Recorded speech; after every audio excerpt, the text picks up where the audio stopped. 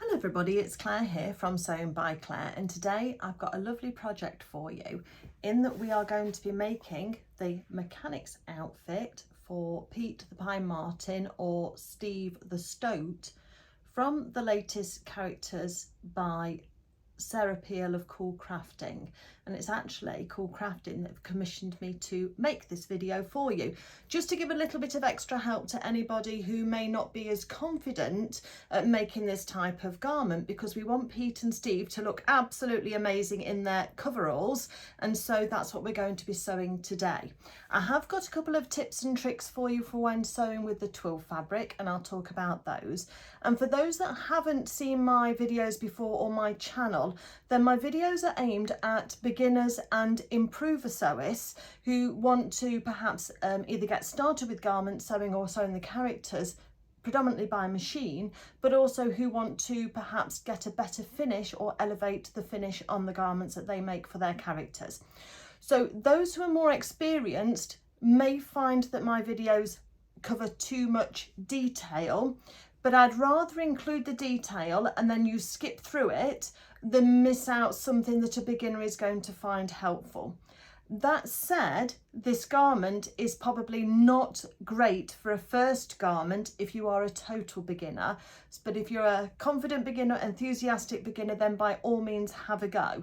What I would suggest if you're not confident at sewing this type of garment, or you've not got much experience of sewing the outfits, is that you make up this pattern first as a toile. So a toile is a practice garment where you use either a scrap fabric or you use something like an old bed sheet or something like that, or a pillowcase, and you use that to have a practice run at making the garment, following through with the instructions as I do them on the screen on the video. But then that you can then go back into your precious kit fabric, and then you'll be able to sew with confidence second time around. And that works really well for anybody who is just needs a little bit more confidence or experience at sewing these types of garments. So firstly, let me say a really big thank you to Sarah and the team at CoolCrafting for bringing this tutorial to you, this sew along to you, and they have gifted me the kit, so full disclosure, so that I can bring this tutorial to you. And I thank them very much for their confidence in me, and I hope that you enjoy this. For those that haven't seen before, just remember there's a little cog in the settings. If you move your finger on the screen or however you're watching, you'll see there's a little cog appears in one of the corners. If you click on that and then select playback speed, if you are a more confident sewer, you can increase that speed to 1.25, 1.5 or 2, and twice the speed that I do sound very strange at that speed, but it might just mean that you can then whiz through and you can follow along at that speed. However, if you are a beginner, I would suggest that you watch through this video if you can do first, and then start to sew along with me if you want to on the second, or just jump straight in and follow along with me bit by bit. I suspect that this video is going to, or this sew along is going to be in a few parts. So just bear with me, because I try to keep the videos to around an hour each. And I have already made a practice garment. So this is the one that I've made in navy blue already, just so that I could have a trial run myself. And Sarah very kindly gifted me the kit in this lovely blue twill fabric. And if I just go through the garment, you'll see we've got lots of top stitching with these pockets here. We've got a hammer pocket on the back here and a little loop as well. 2 back pockets there with an elasticated back. We've got a little hole for a tail as well to poke through. So that's in that section just there. We've also got these knee pads here with this top stitching as well as having inset seams, a collar, and then a bias trim at the back of that collar. There are also sewn down pleats on the back here as well. So there's quite a lot to this garment, and I think that's why Sarah decided that she'd want a bit of help with it. But we're going to start at the beginning. We're going to start with the tips first for sewing on the twill. Then we're going to move on to your pattern and then to cutting out, and then we'll start with all the sewing, and then we'll sew everything through stitch by stitch until you've got a completed garment. And this is what yours should look like when you follow along. The second one I'll be making is in the burgundy, and that's the same colourway as on the front, so hopefully that should then make that nice and easy. So without further ado, and sorry for this long introduction, but I've got a few bits to cover. I'm going to turn the camera down and then we'll get started. Okay, so just to start us off, this is the fabric that you're going to be using, obviously in the burgundy, but this is the offcut I've got from the blue. So there is a right side, which is this side here, that has these sort of like diagonal lines going across it. And then there's a wrong side, which is fairly plain. I'm hoping the camera will pick up that slight diagonal line for you on there. So when we are working with this, and especially with the pockets, when we've got a left and a right, I'll show you how I mark up my fabric so that we know which side we're working with, and so that we don't end up with 2 left or 2 right pockets, because that's important. The other thing is that at several points in the instructions, Sarah talks about Sarah Peel, this is the designer of CoolCrafting, talks about using a liquid called Fray Check, which is like a liquid glue, and that can neaten the edges without using a zigzag stitch or an overlocker.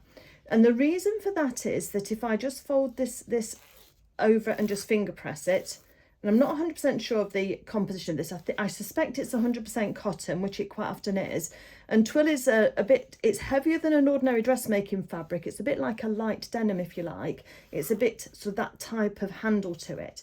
But what I want you to be very aware of is how this fabric can mark if you iron it.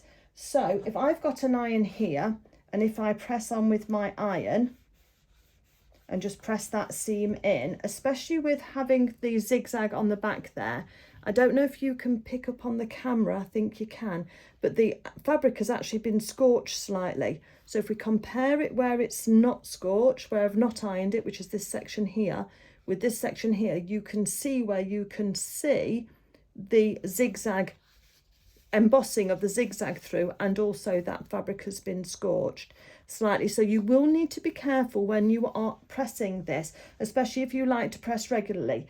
I actually made most of this, and the only places where I pressed were the pockets before I put them on, and then I didn't even press the collar before I turned it round, and I think I've still got a good result with that. So being as it's hopefully 100% cotton, it does press well.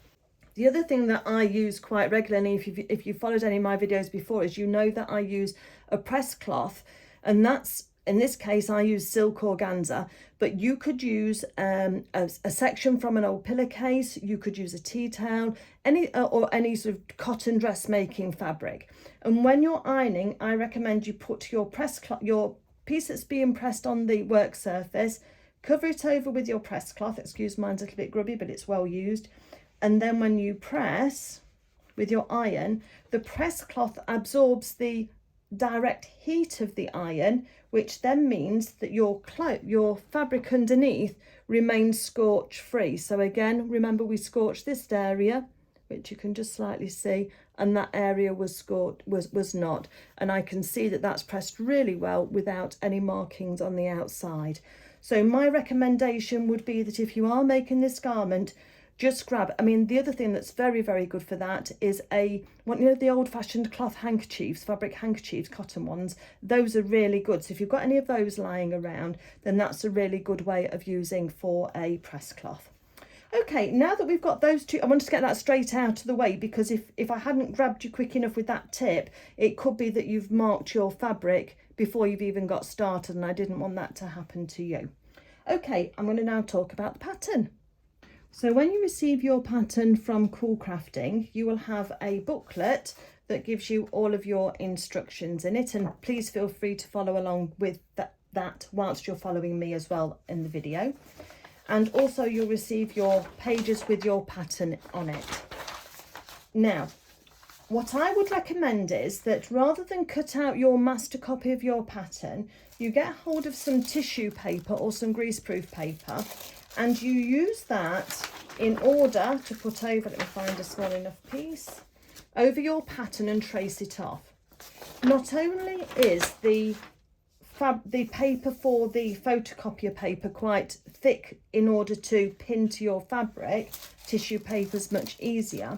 It does mean that when you've got a garment with a lot of pieces like this, if in the future you mislay one of your pieces because you've cut it out of your master copy, then you'll then have to buy the pattern again if you want to remake that garment.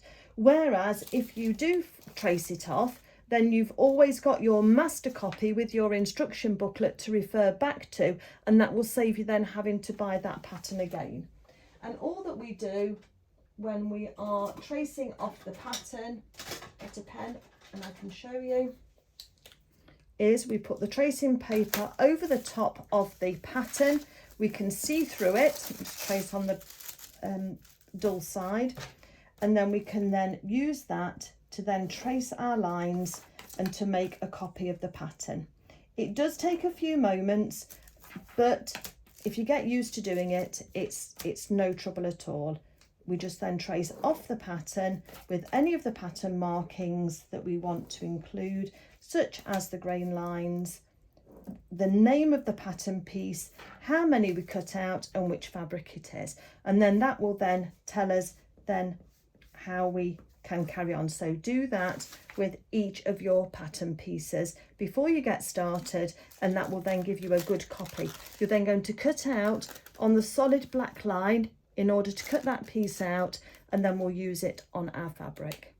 If you purchase a pattern, a PDF pattern at all, always have a look at your test square and just use your seam gauge or a tape measure in order to measure that square, just to make sure that it has printed out exactly at the right size. If it's printed out too big, then your garment could turn out too big for your character. But more importantly, if it's too small, and it might be off by just by a couple of millimeters, but that might be enough in order to make the garment too small for your character to wear comfortably.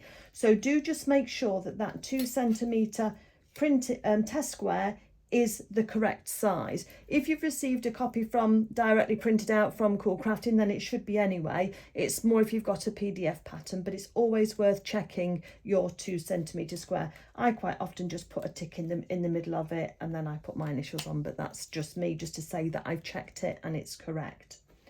Okay, so previously I have traced off all of the pattern pieces. When I've got a garment that have got a lot of pattern pieces like this, then before I start cutting out, I always just lay them over the top of the master copy of the pattern in order to make sure that I have copied every piece that I need. Once I've done that, then I tend to use a freezer bag, but you might have a plastic folder or an envelope, in order to keep all the pattern pieces together. So once I have done all of those, I will then look at my pieces. I've got cut 2 for the back leg, cut 2 for the sleeve, cut 2 for the front, cut 2 for the collar, cut 2 for the pocket, cut 2 for the knee pads, cut 2 for the pocket, cut 1 on the fold. So we've got a little arrow with 2 lines across, and that's the indication that that's a fold piece. So that's a special piece we need to keep to one side. We then only need 1 of the hammer, and we hammer pocket, and we only need 1 of the hammer loop as well. So that's fine. So I'm just keeping those to one side too. So once I've done that, I'll then fold up my master copy, finish with that for now, and that starts to go back into my plastic wallet ready for everything else. Apologies again if this is too obvious for everybody who's used to sewing, but just again, it's just tips for beginners. So the next thing that we're going to do is we've got our pattern pieces there. Let me just put something on top of that to hold that still. And let's go to our fabric. So in my fabric, I've got a lovely piece of this cotton twill in this, I think it's called Bordeaux colour, isn't it? It's lovely burgundy red colour. That's what we're going to be sewing with today. And then I've also got my haberdashery pack that's got everything in there that I need to complete this garment.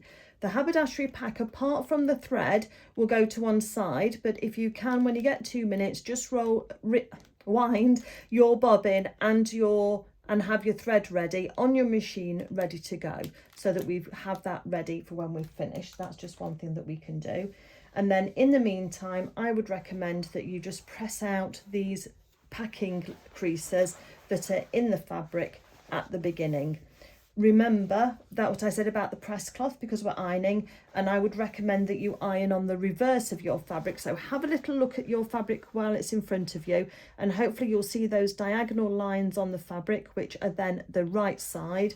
and then you'll look on the other side, which is just horizontal lines, and that then is your reverse side or the wrong side of the fabric. So I'm going to press mine now on the wrong side of the fabric and just get these pressing creases out, and if you'd like to do the same. Okay, so once you've got most of your packing creases out, then I would recommend that you fold the fabric so that the right side is on the inside. So and we're going to fold it along the edge. So we've got the selvage edge here, which is this bound edge with this little bit of fraying on it. That's called the selvage edge, and that's part of the manufacturing process. We don't ever sew with the selvage edge because when it's washed, it can bunch up more tightly than the rest of your fabric, so it can distort the finished garment if you do sew with it. And we're just going to roughly fold that in half for now. We're going to check the grain in a moment. Let me just move my ironing mat.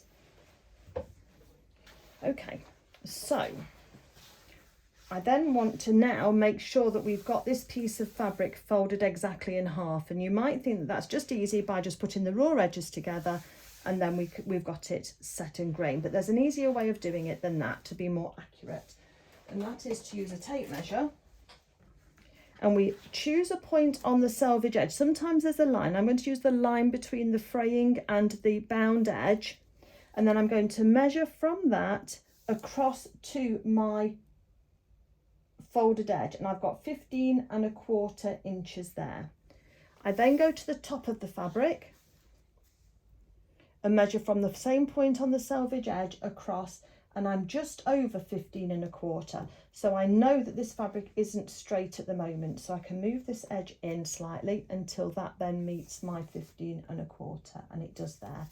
And then just for a final check, we just go into the middle and check again there. The reason why being straight of grain is important, I'll just check again at the bottom, everything's all good, is that if ever you've had a t-shirt on your ironing board and you try to lay the side seams on top of each other so that you can iron it straight and they want to twist inwards, then that's when a garment has been cut off grain. And what it can do is the way the fabric hangs, especially not necessarily on these smaller ones but on larger garments, it can then distort your finished garment, and after you put in all that effort, it's such a shame. So just a few moments just to make sure that that fabric is straight of grain and you've got the same measurement from those 3 points, top, bottom and middle, then you'll be fine. And then what I generally do is just use my hand just to crease that fold line in. Once we've got that ready, we can then start to position our fabric.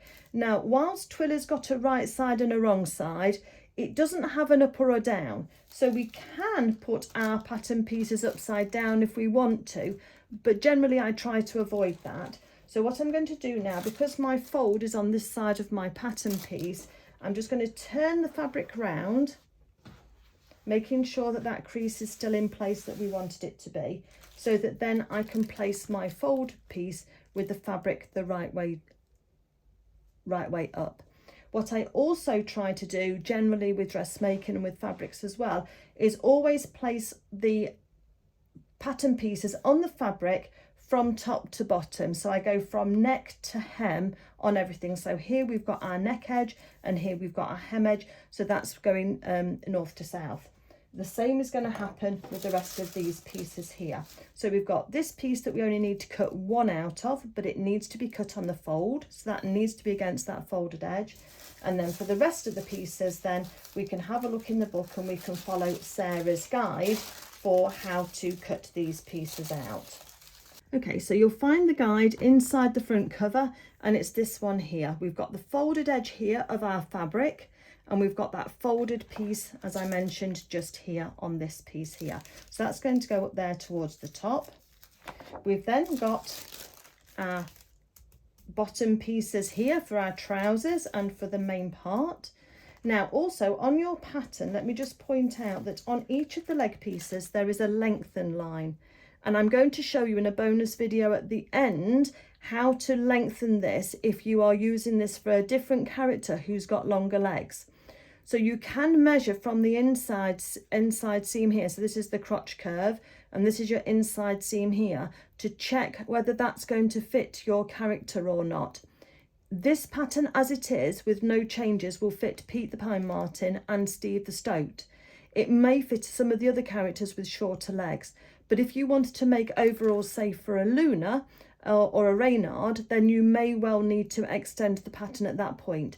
So if you want to do that, just stop this video now, look for the bonus video, it'll be in the playlist for the coveralls, and then you can use that to then lengthen or shorten this line depending on what you want to do. But for now, I'm just going, for the purpose of this video, I'm just going to cut this out as it is directly. So we've got our coverall collar, and then the other thing is that we need to pay attention to this double-edged arrow line on our pattern, because that indicates the grain. So that indicates the direction from north to south that your pattern piece needs to be put onto your fabric. So in this case, the collar needs to be placed horizontally and not vertically. So again, let's pop that at the top there. The sleeves also are going to be placed from the collar, from the neck down to the hem. So we've got that piece in there, and then we've got a pocket here, so I'm putting the top up. We've got another pocket here. We've got our other pocket is going up here, and then we've got our two pieces where we need to cut one. For the purposes of these two pieces, because they're so small, I'm actually going to cut two, and then we'll get rid of one of them later on, but it doesn't matter for now. So we're going to just pop those onto the fabric in the order that Sarah has them directed on here. Once we've got those in place, the first one that I'm going to pin down is always my folded piece.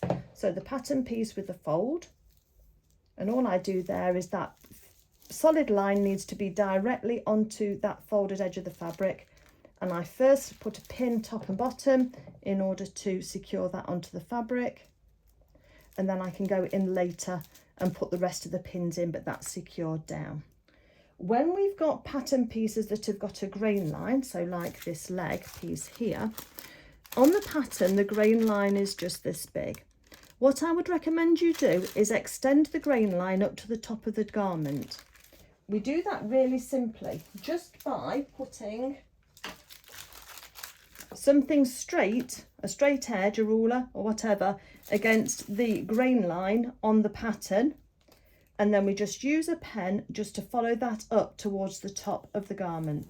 The reason why we do this is that it's much easier to be accurate over a longer line than it is a shorter one. So there's a greater degree of margin of getting your piece twisted on your fabric if you use a shorter grain line than if you extend it and use a longer one. So on each of the other pattern pieces, I have now extended those grain lines where possible to make them longer. Once we've got that piece ready and we're ready to place it onto our fabric, then I place it so that it looks straight to start off with, and I've got room for everything else. What I then do is go to the bottom of my piece, and I'll put a pin towards the bottom of that grain line. Try not to take too much fabric, but enough just to hold it still. I then measure from that grain line across to the folded edge of my fabric, or to your reference point on the side of your fabric, on your selvage edge, and I note that measurement. I then go to the top of my pattern piece and I measure again. The measurements need to be the same. So in this case, it wasn't the same. So I'm going to move my pattern piece now until my grain line on my pattern piece is the same as it is at the bottom. Once I've got that the same, then I'm going to put a pin in order to hold that pattern piece in place at the top and the bottom. We can just check again to make sure that we've got that correct. That's there. And that's there, and yes, we're correct, that's fine. So now I know that pattern piece is straight, and that's what we want on all of these.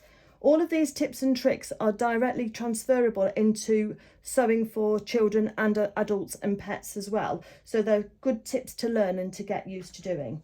So what I'm going to do now is I'm going to use that same principle with my next pattern piece.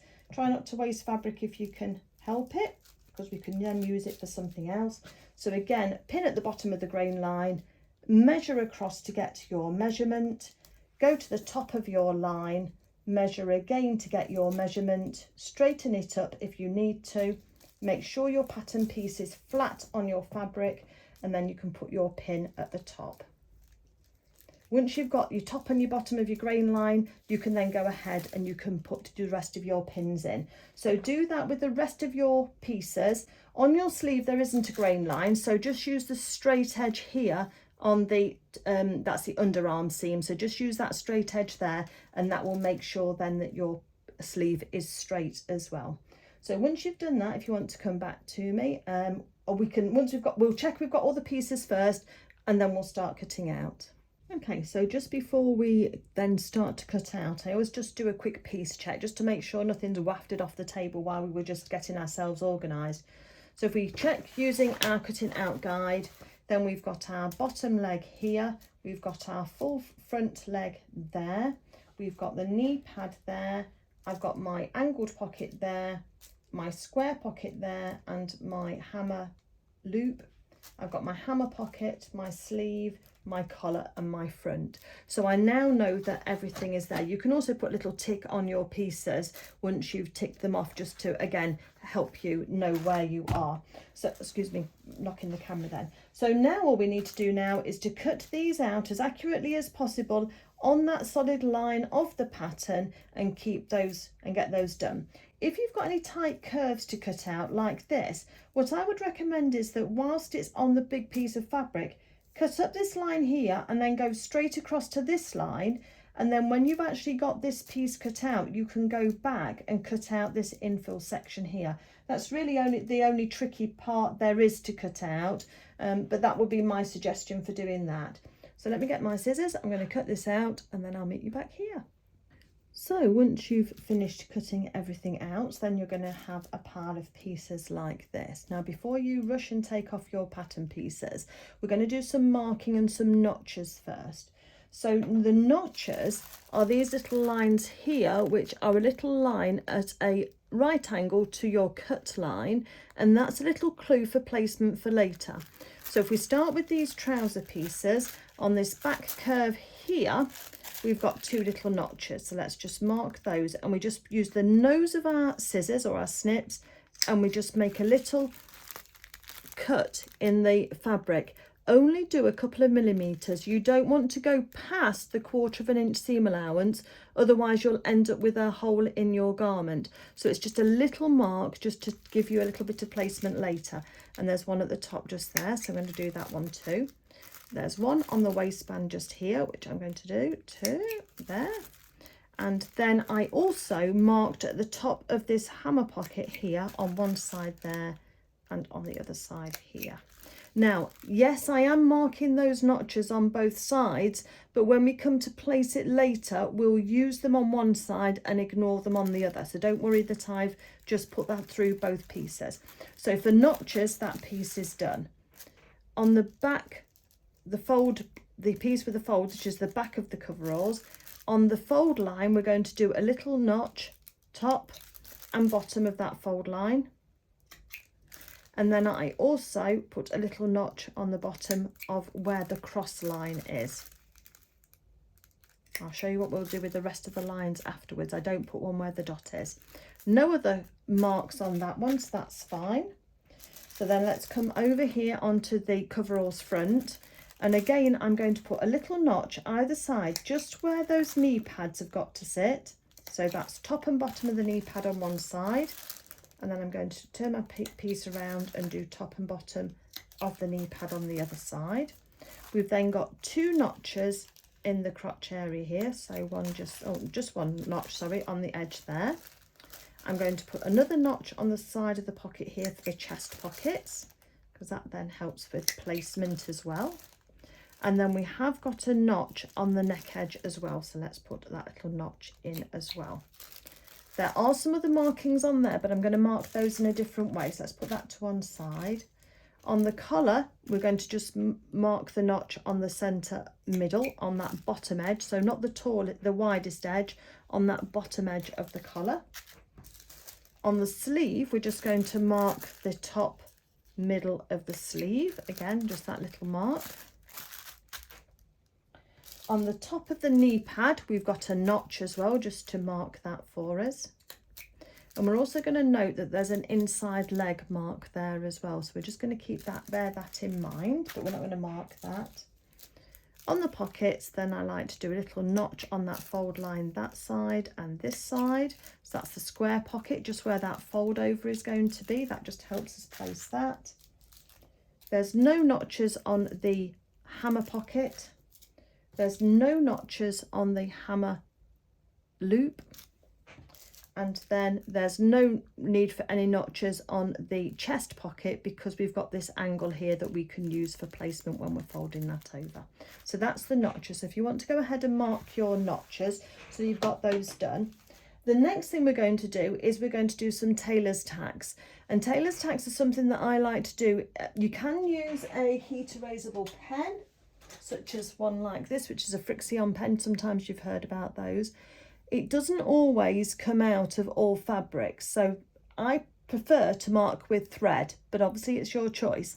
So you can mark dots and things with the pen if you like. What I find is that on pocket placement is that sometimes where your finished pocket isn't exactly the exact same dimensions, we get close enough, but if you've got a dot that then won't come out, marking a placement on a pocket that you then don't cover with your pocket, you've then got a permanent mark.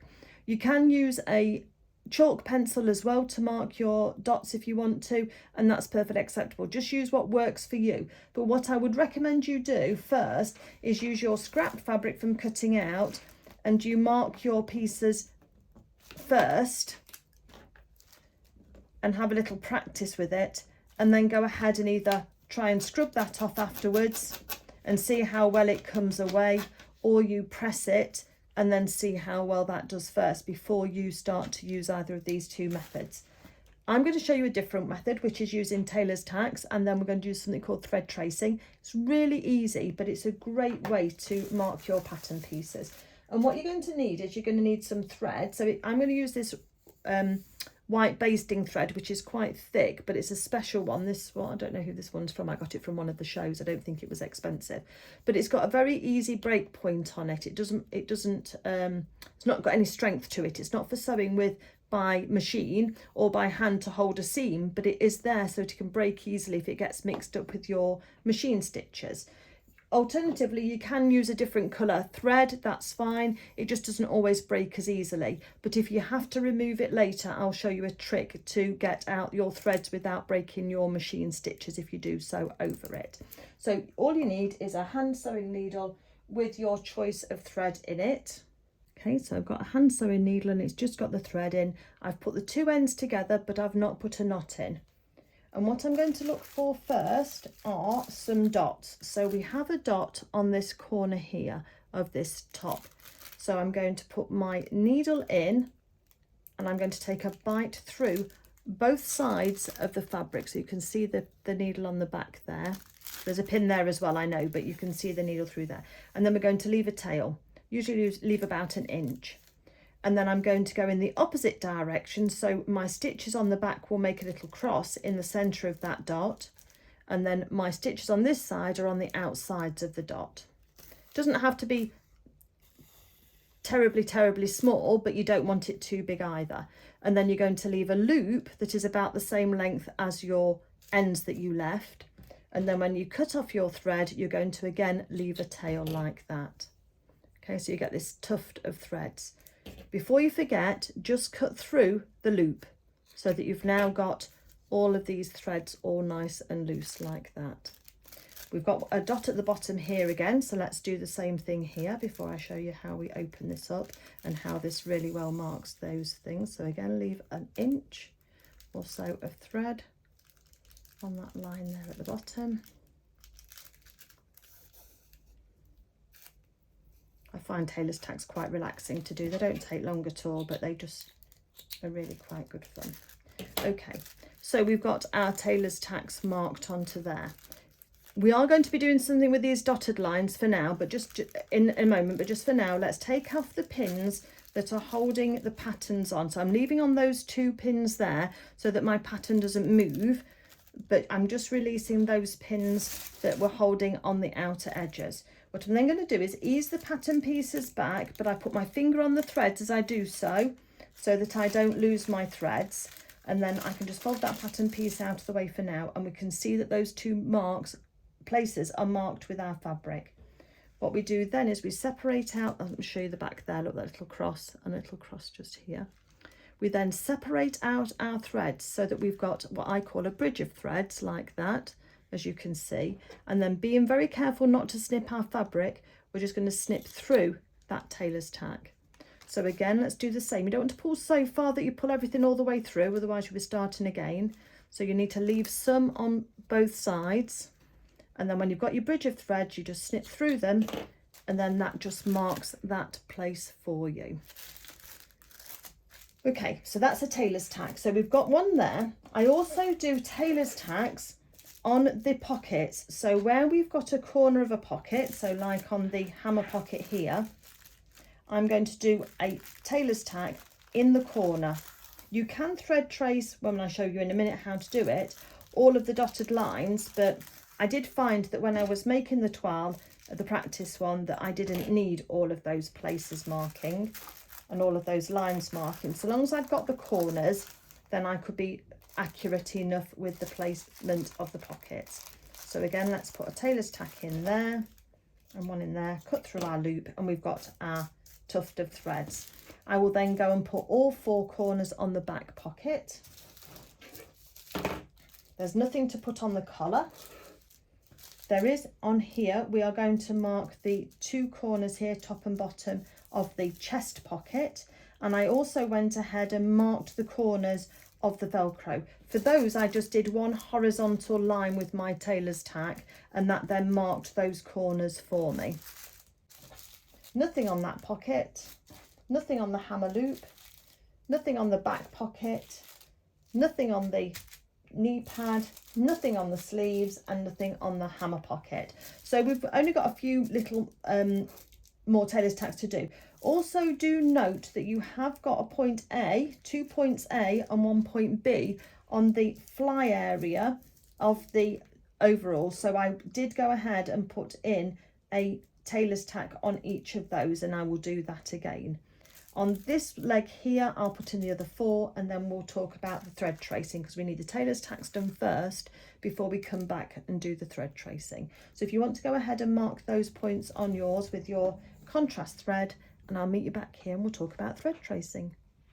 Just a tip, and when you've got a lot of tailor's tacks like this, just take your time. So I've just got, this is working from the shoulder down to the hem, so I'm just pulling those apart, and I'll just snip them as I go, and I'll just pull those apart. That was my one for my Velcro. And then again, I've got 2 here, so you've got to be careful. That's why keeping the same length on your tailor's tacks is a good idea, because then you know roughly how much you can pull, and you do get better at it with experience as well, and with practice. But as you can see, you can follow those all the way down, and those marks then are clearly transferred across onto both sides accurately. Okay, so we've got that sorted now with those. Now, the other thing that I want to do now is just show you how to thread trace, because I think that that's really useful tip to have. The only lines that we're going to thread trace is going to be the centre fold line on the front of the overalls, and then these 2 lines here on the back of the overalls that form the pleat. So just to make it nice and easy, let's do this one here. So let's take our pin out for the moment. And what I'm going to do is I've opened up my fabric, and I'm going to now pop my pattern piece back on again and match it just on one side of my pattern of my fabric. I'm going to just tack it on with my pins just to hold it in place. Just 3 should do. I've made sure that my notch on the bottom is matched up with the notch on the pattern, and again at the top there, and that the centre of the pattern is matched up with the notches top and bottom of that part there too. We just need a single thread for doing this, because it's just really just to give us an idea when we make these folds, and it just helps you be accurate. And what we're going to do is we're going to take quite a decent sized stitch along that line. We're going to leave a tail, and then we are then going to go through, and we're going to leave a little loop in the stitches as we go. So just following directly on top of that dash line with our threads, but we're just leaving a little loop as we go along.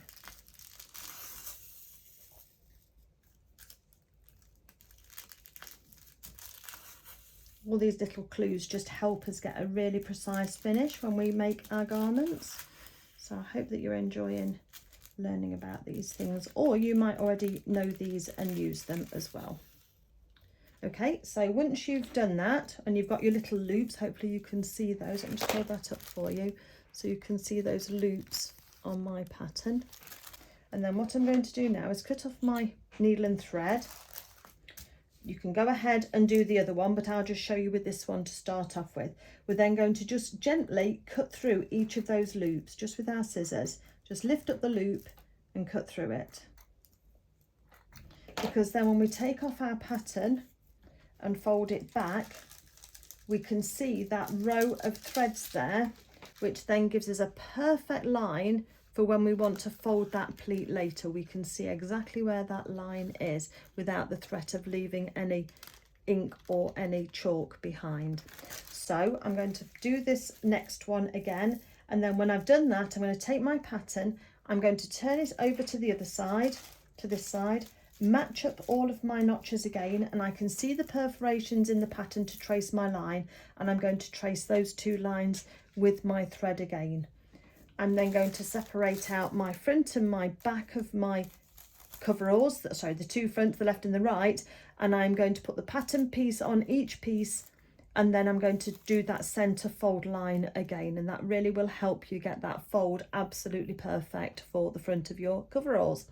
Okay, once you've done that, then if you want to come back to me, and we'll then look at the next stages. Okay, I'm going to leave it there for this part one video. We've done all of our pattern prep, we've talked about the fabric, we've done our cutting out, and we've done all of our pattern marking. So I think this is an excellent place to stop and have a cup of tea. Obviously, if you want to just carry straight on, then the part two video will be there for you. But just for now, well done, you've got started. Hopefully there's been some nice tips in there that have been helpful to you. It might be more prep than you are used, or preparation than you are used to doing for any of your other sewing, but I'm hopeful that as we progress through this garment, you'll see why that preparation will come in handy. And I also hope that you feel that you've got a better finish at the end of it with your coveralls than you might have had you just raced ahead. So I hope you did take the time to sew along with me today. And next we are going to be starting on the back, and then we're going to be working on the pockets, and I've got some great tips in order to help you get some really crisp corners on your pocket. So thank you to Sarah again for the sponsoring this video, and thank you to you for watching. If you would like to give the video a thumbs up if you've enjoyed it or you've learned something from it, then I'd really appreciate that. And if you're not a subscriber and you would like to subscribe to my channel, then I have got over 400 videos of varying degrees of sew-alongs or chatty videos. So I hope you find some more content for Luna Lapin outfits and characters there for you. Okay, I'll be back shortly with part two. Take care, everybody. Bye.